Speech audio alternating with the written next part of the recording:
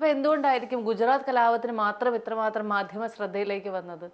ഇത്തരം കലാപങ്ങളെല്ലാം നിശബ്ദമായി പോവുകയും ഈ കലാപം മാത്രം വളരെ ശബ്ദത്തോടെ ഉണ്ടാവുകയും ചെയ്യുന്നത് എന്തുകൊണ്ടായിരിക്കും? നിങ്ങൾ വിചാരിക്കുന്നുണ്ടോ ഈ പത്രദൃശ്യ മാധ്യമങ്ങളെല്ലാം കൃത്യമായി സത്യസന്ധമായി വാർത്ത നൽകുന്നു? അങ്ങനെ ഒരിക്കലും ഞാൻ വിചാരിക്കുന്നില്ല. പക്ഷെ എന്നിരുന്നാൽ പോലും അപ്പോൾ ഒരു കലാപത്തെ മാത്രം ഭയങ്കരമായി ഇങ്ങനെ കാണിക്കേണ്ട ആവശ്യം പത്രങ്ങൾക്കുണ്ടോ? ഒരു ഇംഗ്ലീഷ് ചൊല്ലുണ്ട്, നിങ്ങളെ ആരാണ് ഭരിക്കുന്നത് എന്നറിയാൻ നിങ്ങൾക്ക് വിമർശിക്കാൻ ആരെയാണ് ഭയം എന്നറിഞ്ഞാൽ മതി.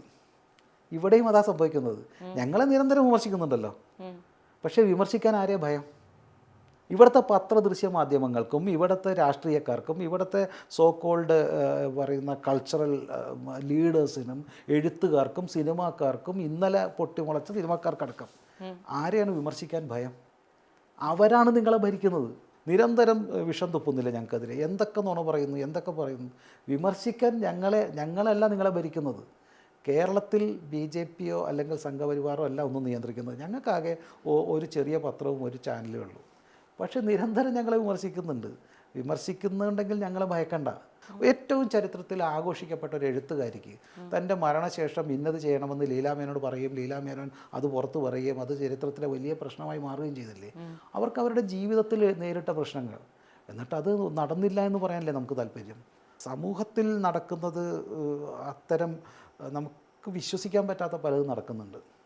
കേരള സ്റ്റോറി എല്ലാവരും എതിർക്കുന്നുണ്ടല്ലോ. ഞാൻ നിങ്ങളുടെ മുന്നിലേക്ക് ഒരു 20ഓളം പെൺകുട്ടികളെ കൊണ്ടുപോയി ഇരുത്തി തരാം ഇൻ്റർവ്യൂ ചെയ്യാൻ. ഇതിനേക്കാൾ കേരള സ്റ്റോറി രണ്ടാമത്തെ ഫിലിം അതിൻ്റെ ഡയറക്ഷനിൽ കുഴപ്പമുണ്ട് കേട്ടോ. ഒരു കാണാൻ കൊള്ളാത്ത സിനിമ ആണെന്ന് പറഞ്ഞത് വേറെ പല കാരണം കൊണ്ടാണ്. അതിലൊക്കെ സംഭവിച്ചതിനേക്കാൾ ദുരിതങ്ങൾ അനുഭവിച്ച എത്രയോ പെൺകുട്ടികളെ എനിക്കറിയാം. അത് ഇല്ലാത്തൊന്നുമല്ല, നടന്ന സംഭവങ്ങളുണ്ട്. അതുകൊണ്ട് ആ സമൂഹം മുഴുവൻ തെറ്റാണെന്നല്ല ഞാൻ പറയുന്നത്.